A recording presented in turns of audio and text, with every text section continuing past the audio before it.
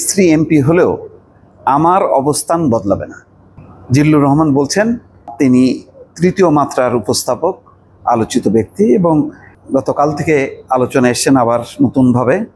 তার স্ত্রী ফাহমিদা হক তিনি সংরক্ষিত মহিলা আসনে এমপি মনোনীত হয়েছেন। এখন তার স্ত্রী এমপি হয়েছেন বা হবেন, কিন্তু আলোচনায় জিল্লুর রহমান।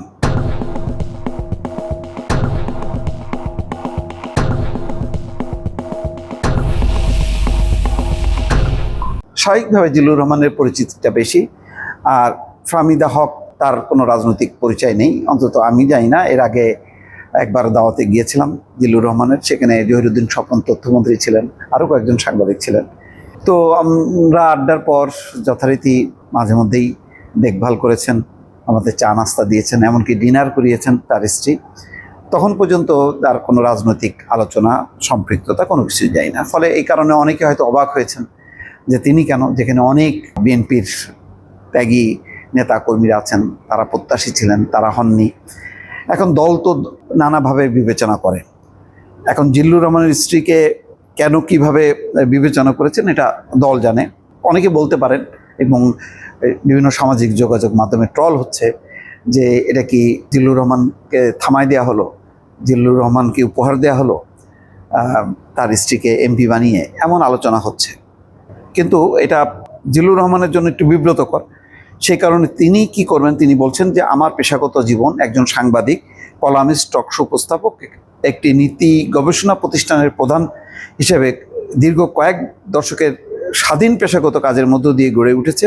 সেই পেশাগত দায়িত্ব এবং অবস্থান অপরিবর্তিত থাকবে। তো ভালো, এই কমিটমেন্টটা ভালো।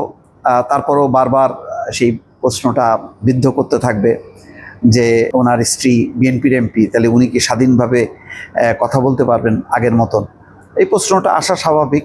এমনকি ভয়েস বাংলায় যখন এই নিউজটা ফটো কার্ড আকারে এসছে, তখন অনেকে বলছেন যে মোস্তফা ফিরোজ কি পাইলো, বাকি আছে সে মাসুদ কামাল, এই নাম উচ্চারিত হয়েছে।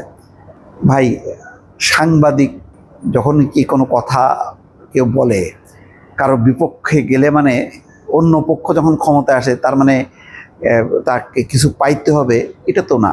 আমি আমার এই জীবনে এখন পর্যন্ত মানুষের যে সম্মান, ভালোবাসা, শ্রদ্ধা পেয়েছি, এটা অনেক অনেক বড়। এটা কোনো সরকারি পদ পদবি দিয়ে পূরণ হয় না। তেমনি আজকে দেখেন, ফাহমিদা হকের বদলে যদি জিল্লুর রহমানকে প্রস্তাব করা হতো, তিনি কি রাজি হতেন? তিনি রাজি হবেন না, কারণ তিনি তার অবস্থানে যথেষ্ট পরিমাণ মহিমান্বিত।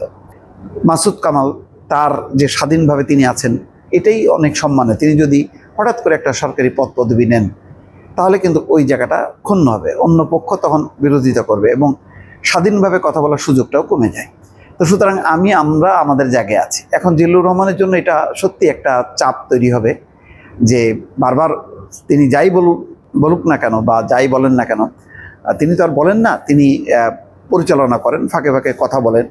তখন তার যখনই কথা বলতে যাবেন, তখনই ওই জিনিসগুলো তার জন্য চ্যালেঞ্জিং হবে, যে বলা হবে যে তিনি যাই বলুন না কেন, আসলে তো ঘুরে ফিরে তিনি বিএনপির কাছ থেকে তিনি বা তার স্ত্রী বা তার পরিবার সুবিধাটা নিয়েছে, এই কথাগুলি আসবে।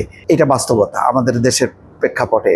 কিছু না নিলেও যেখানে সবসময় বারবার বলা হয় যে কোনো স্বার্থে বোধহয় কথা বলছি, সেখানে যেহেতু তার স্ত্রী এমপি হবেন, ফলে এই কথাগুলো আসবে।